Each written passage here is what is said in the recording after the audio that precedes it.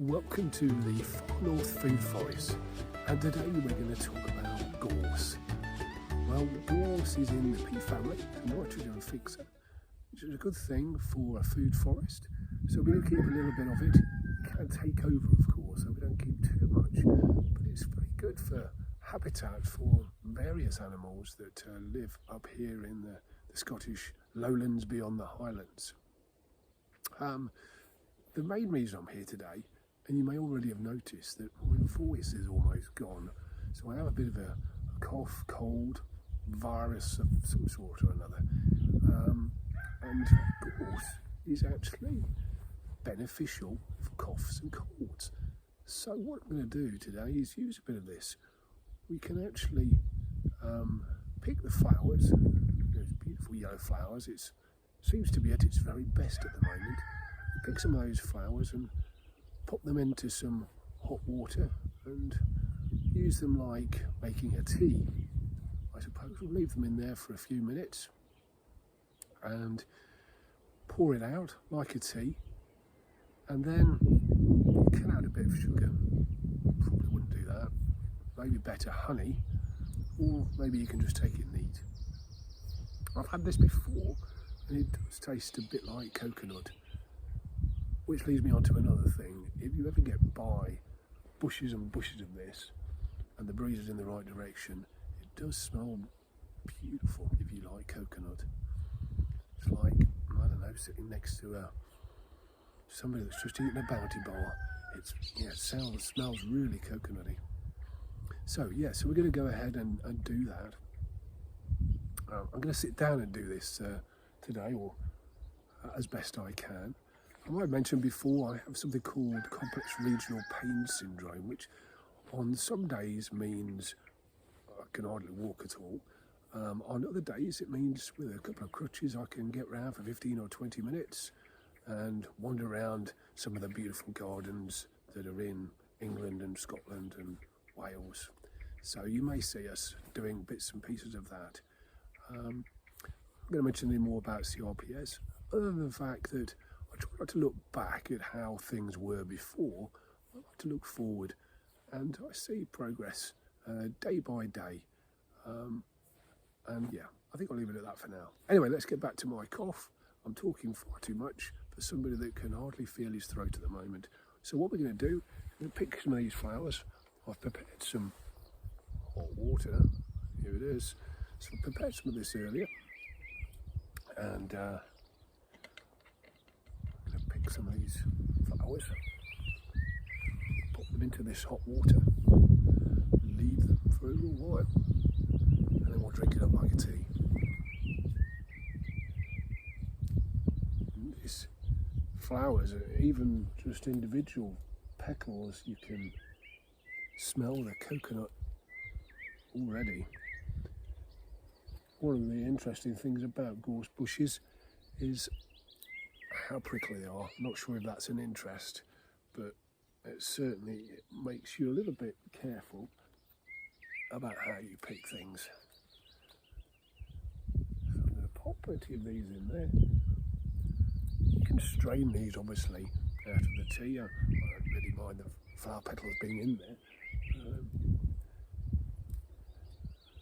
Used to use these actually on crofts when they had cows. Maybe even the sheep would do this, but they'll nibble the new shoots of gorse as it comes out, and as to the food variety that they have. You'll often see farmers sort of slashing and burning this, as it were. They cut it back, and because it's nitrogen fixing, it's probably improved the land, and they'll cut it right back and burn it and clear it away, and then use it for a little bit more of their grassland. But I say, for me, I like to keep some, mostly for the flowers, I have to admit. I mean, look at that. I mean, that makes your day bright even when it seems like there's no brightness at all. And the other thing is, of course, the pollinators. You'll often see lots of different pollinators in in there, and the wildlife that lives underneath it. Now, I'm not going to go scrambling around underneath here and show you some of the things that are underneath there, but yeah, believe me, it's festooned with animal life. So I think we'll keep this. Okay, we've got quite a few in there. What I'm going to do now is turn you off a moment and come back to you when this tea has brewed, and then we'll give it a try. Okay, I'll talk to you in a minute. Hello, welcome back to the far north food forest. Here it is. So we've left it to mash or stew, as they would say, and we're going to give it a try now. So I've tried this before, and I have to be honest, I was taking so many things at the time for that last cough and cold I had. I'm not sure which thing made me better. It may have been this. So let's grab a glass. And look at this. Has a nice little yellow glow to it. Very nice.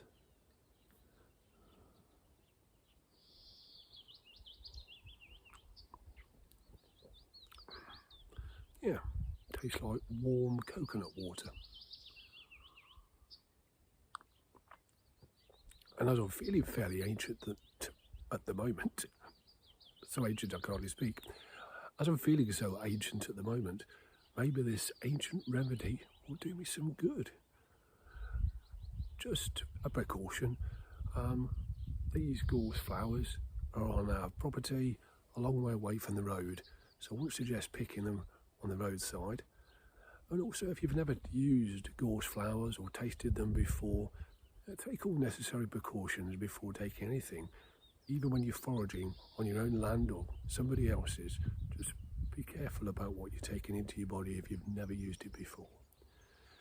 And on that note, it's goodbye from me, goodbye from the sunshine behind me, and from the spider that's just crawling onto the edge of my camera.